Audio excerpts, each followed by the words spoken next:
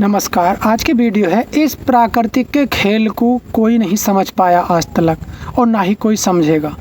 जितने भी लोग हैं सिर्फ भविष्यवाणी करते हैं और भविष्यवाणी कुछ झूठी भी हो जाती हैं और कुछ सच्ची भी हो जाती हैं। इस पे एक बात मुझे को ज़्यादा से ज़्यादा याद आ रही है, क्योंकि अगर ज़्यादा गर्मी पड़ जाए तो लोग फिर भगवान को उल्टा सीधा बोलते हैं, गाली देते हैं कि पता नहीं क्या है, इतनी गर्मी हो रही है, भगवान को दिखाई नहीं दे रहा, ये हो रहा वो हो रहा।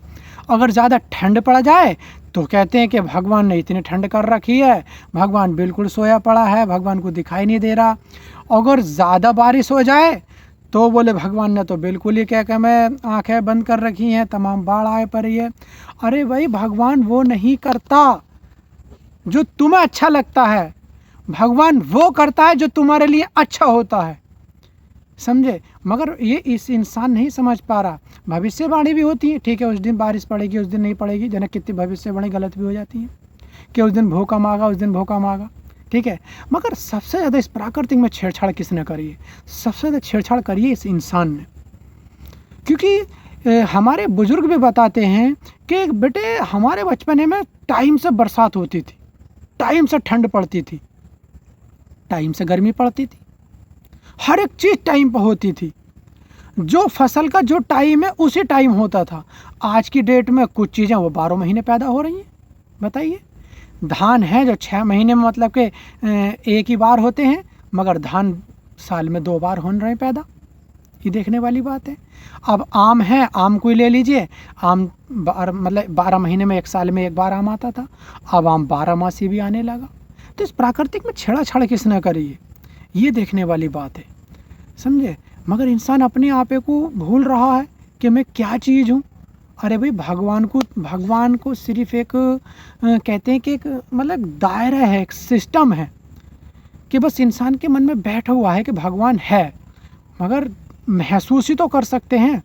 मगर भगवान का नाम किसने दिया? परमात्मा का नाम दिया किसने? हम लोगों ने तो दिया। मगर चलो, बहुत अच्छी बात है कि दिया है।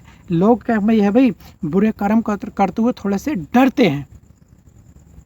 मगर कुछ लोग ऐसे हैं, मैं आपको एक बात बता दूं कि कुछ लोग सोचते हैं कि कर लो दुनिया के साथ जितना गलत करना है, डट के कर लो जितना करना है। अरे भाई, करने को तो कर लो, मगर एक दिन भुगतना तो यही है।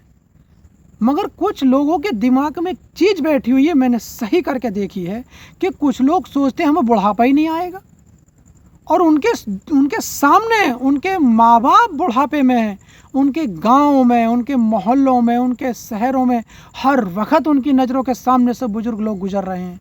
मगर उनको ये महसूस होता है कि हमें बुढ़ापा आएगा ही नहीं। उसी चीज़ को भी, प्रेजेंट की चीज़ को देखते हुए भी नहीं समझ पा रहे कि हमें बुढ़ापा ही नहीं आएगा। हर वक्त जैसे हमें जवानी रहेगी, जवानी रहेगी। बताइए, ये बहुत गलत बात है। हर एक इंसान को समझना चाहिए कि मुझे एक दिन बचपना है तो जवानी है, जवानी है तो बुढ़ापा है, बुढ़ापा है तो मृत्यु भी है, और मृत्यु के बाद फिर जन्म भी है। अगर जिस दिन हर एक इंसान ये चीज़ समझ लेना, वो इंसान कभी भी गलत कर्म नहीं कर सकता, करते हुए डरेगा। बस मेरा यही कहने का भाव है कि इंसान को सोचना चाहिए कि मैं कौन सा गलत कर रहा हूँ। कर्म करने से पहले 3 चीज़ें सोचनी चाहिए। पहले उसको बोलने से पहले सोच लो, फिर तोल लो, उसके बाद बोलो। ओके, नमस्कार।